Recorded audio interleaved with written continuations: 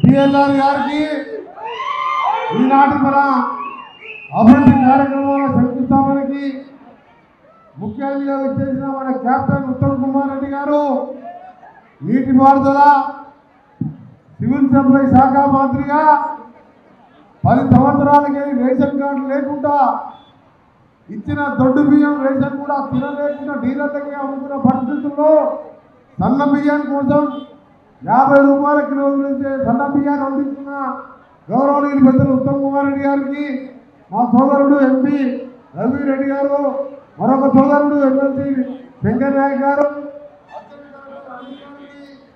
అలాగే ఎస్సీ వెంకటేశ్వర గారు, ఆర్ఎండిసి వెంకటేశ్వర గారికి, ఇక్కడ ఉన్న రాజకీయ పార్టీ నాయకులకు, మా అక్కలకు, చెల్లెలకు, చెల్లెలకు నమస్కరిస్తూ ఈ ప్రోగ్రాం 15వ తారీఖు అనుకున్నాం.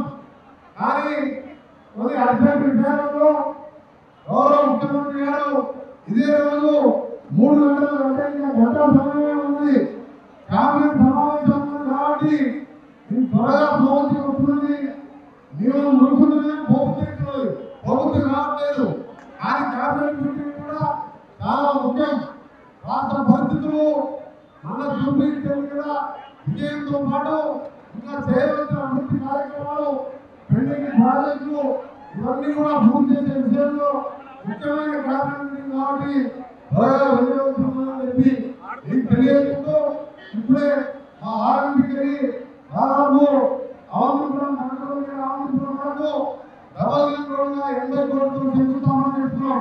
ఇప్పుడు ఇక్కడ గుంటూరు జిల్లా ఆధ్వర్యంలో మన గౌరవ ముఖ్యమంత్రి ఆధ్వర్యంలో 75 కోట్లతో డ్రైనేజీలు, రోడ్లు, సీసీ రోడ్ల కోసం శంకుస్థాపన చేస్తున్నాం. కేంద్రం డిగ్రీ కాలేజీ, జూనియర్ కాలేజీలో కొత్త బిల్డింగ్ రోడ్లు చేస్తున్నాం. మళ్ళా మేము పాటిస్తున్నాం. గతంలో మొదలు పెడతామంటే మన టెక్నికల్ ఈ ప్రజలు సాగిపోతే మనకి నంది పాటిలో మొదలు పెట్టడం జరిగింది.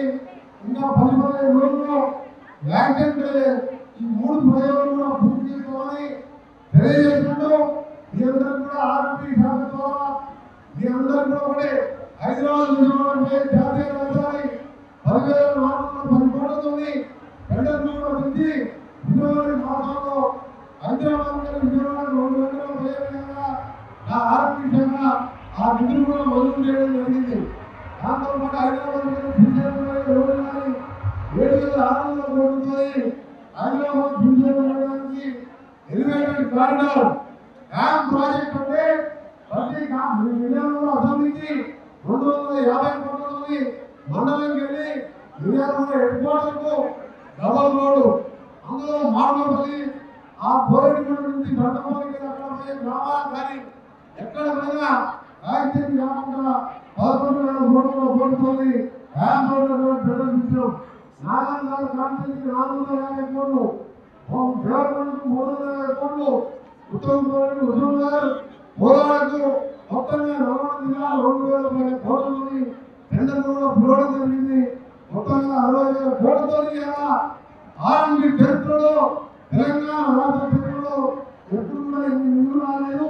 అది మా గౌరవ ముఖ్యమంత్రి గారు, అలాగే మా ఉత్తమ్ కుమార్ గారు ఎప్పటికప్పుడు పార్లమెంట్ సభ్యులుగా మాకున్న అనుభవంతో అది గడ్కరీతో కానీ కేంద్రంలో అధికారంతో పంపని శాంక్షన్ చేయడం తెలియజేస్తుందో మీరు ఏమనుకోవద్దు. ఇంకా 5 నిమిషాల్లో పోవాల్సి ఉన్నది. ఇప్పుడు మన చీఫ్ గెస్ట్ మన ముఖ్యమైన నాయకుడు ఇలా నీటిపారుదల ప్రాజెక్టుని పెళ్లి చేసి ఇలా ఇందులో నడుపుకుంటున్నారు. ఎక్కడ ఉన్నవారు 5 ఇల్లు నడుపుకుంటున్నారా? రేషన్ కార్డు వస్తాయి, సన్నబియ్యం ఎట్లుంటున్నా మన 10 ఏళ్ళు కేసీఆర్ సన్నబియ్యం ఇవ్వాలని ఆలోచన ఎందుకురాలే. అందుకే వాళ్ళు ఉండబడబెట్టాం. ఆ పార్టీ నాకు ఉండలేకపోయింది. ఇంకో పార్టీ లేదు. ఇంకా 10 ఏళ్ళ అధికారంలో ఉంటాం. తప్పకుండా పేరు సంక్షేమం కోసం, పిల్లల ఉద్యోగాలు ఇవ్వడం కోసం, ఖాళీలు పెద్దలుగా ఫిలప్ చేయడమే కాదు, ఏ సంవత్సరంగా అందరికి అందుబాటులో ఉంటామని నేను ఉత్తమ్ కుమార్ రెడ్డి గారిని మా ఎంపీలు ఎదురు సహకారంతో నల్గొండని తెలంగాణలో మోడల్ జిల్లాగా చేస్తామని హామీతో ఈరోజు అవంతిపురం వరకు డబల్ రోడ్ 74 కోట్లతో డబల్ రోడ్ శంకుస్థాపనతో ఇప్పుడు మళ్ళా మిర్యాలు కూడా కాన్స్టిట్యూన్సీని ఒక మోడల్ గా చేయడానికి నేను పెద్దలు ఉత్తమ్ కుమార్ రెడ్డి గారు ఈ రోజు క్యాబినెట్ మీటింగ్ 3 గంటలకు ఉన్నా సరే మీ ఎమ్మెల్యే గారు తప్పకుండా ఈ రోజు రావాలి, ఈ శంకుస్థాపన చేసి పనులు మొదలు పెట్టాలని చెప్పి వారి ఆదేశం మేరకు మేము రావడం జరిగిన టైం లేకున్నా ఈ పనులన్నీ కూడా మొదలు పెట్టడమే కాదు, దాదాపు 250 కోట్లతోని మిర్యాలగూడలో ప్రతి సింగిల్ రోడ్డుని డబుల్ రోడ్డుగా చేయడానికి మా ఆర్ఎండ్బి శాఖ నుంచి 250 కోట్ల రూపాయలు కేటాయించడం జరిగింది. విలేజ్ వారీగా మీ అందరూ కూడా ఇప్పుడు మా సిఈ గారు చెప్పడం జరిగింది. మాడుగులపల్లికి వెళ్ళి పోరటిగూడెంకి వెళ్ళి తడకపల్లి వరకు అక్కడ పోయే రోడ్డు కానీ, ఇక్కడ మన చింతపల్లి పోయే రోడ్డు కానివ్వండి, ప్రతి రోడ్డు పంచాయతీరాజ్ శాఖ ద్వారా అదే ఆ గ్రామం నుంచి మండలానికి బీటీ రోడ్లకు కూడా త్వరలో టెండర్లు పిలుస్తున్నారు. ఆర్ఎండ్బితో పాటు ఈరోజు కేఎన్ఎం డిగ్రీ కాలేజీ ఆ రోజు రాజశేఖర రెడ్డి గారు ముఖ్యమంత్రిగా ఉన్నప్పుడు ఇక్కడ కాంగ్రెస్ ఎమ్మెల్యే లేకుండే అందరు విద్యార్థులు లెక్చరర్స్ నా దగ్గరకు వస్తే రాజశేఖర రెడ్డి గారు కొట్లాడి కేఎన్ఎం డిగ్రీ కాలేజీని గవర్నమెంట్ పరం చేపించింది కూడా ఆ రోజు నేనే. జీవోలో కూడా నా పేరుతోనే జీవో రావడం జరిగింది. ఇవాళ ఎంతో ఫేమస్ చరిత్ర ఉన్న కేఎన్ఎం డిగ్రీ కాలేజ్, అలాగే జూనియర్ కాలేజ్తో కూడా మరొక 5 కోట్ల రూపాయలు.